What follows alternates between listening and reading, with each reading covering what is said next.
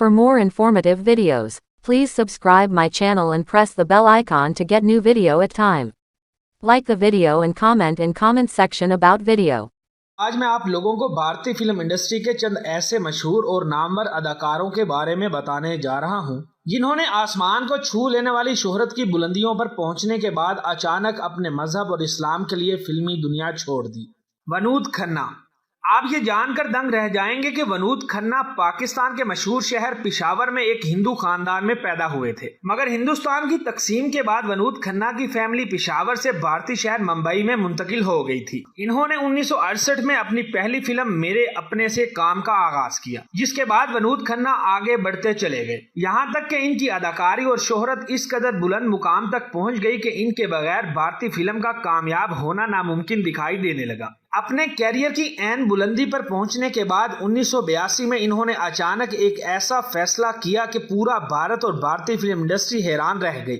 दरअसल वो फैसला ये था कि वनूद खन्ना ने अपने मजहब की खातिर रूहानियत इख्तियार करने के लिए फिल्म इंडस्ट्री को खुदा हाफिज कह दिया। फिल्म इंडस्ट्री को खुदा हाफिज कहने के बाद वनूद खन्ना अपने मजहबी गुरु ओशो राजनेश को फॉलो करने के लिए अमेरिका चले गए। इन्होंने अपना नया नाम स्वामी वनूद भारती रखा। इनकी मशहूर तरीन फिल्मों की बात की जाए तो इनमें हेरा फेरी, हाथ की सफाई, मुकद्दर का सिकंदर, कुर्बानी, चांदनी और इंसाफ शामिल हैं। सूफिया हयात।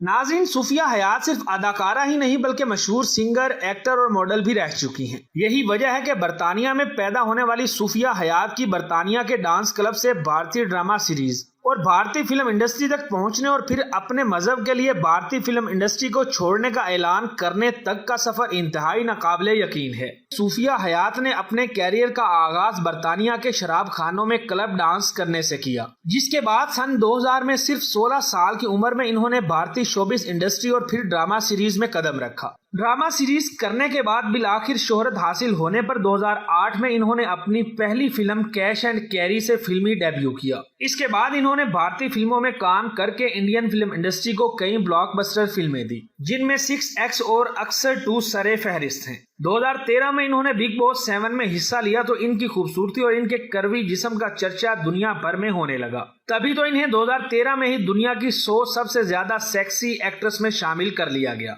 यूं शोहरत की बुलंदियों पर पहुंचने वाली सूफिया हयात ने जून 2016 में अचानक मजहब के लिए फिल्म इंडस्ट्री छोड़ने का ऐलान करते हुए रूहानियत इख्तियार कर ली। आज इनका नाम गाया सूफिया मदर है और ये एक नन बन चुकी हैं। दीपिका कक्कड़।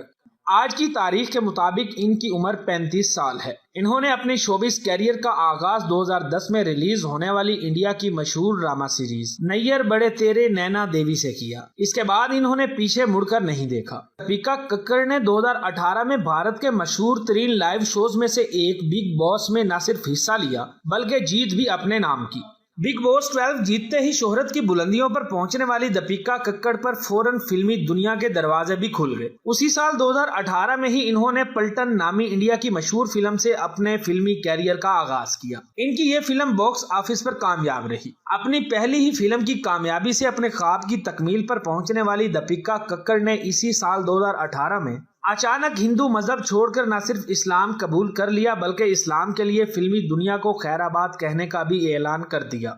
मोनिका।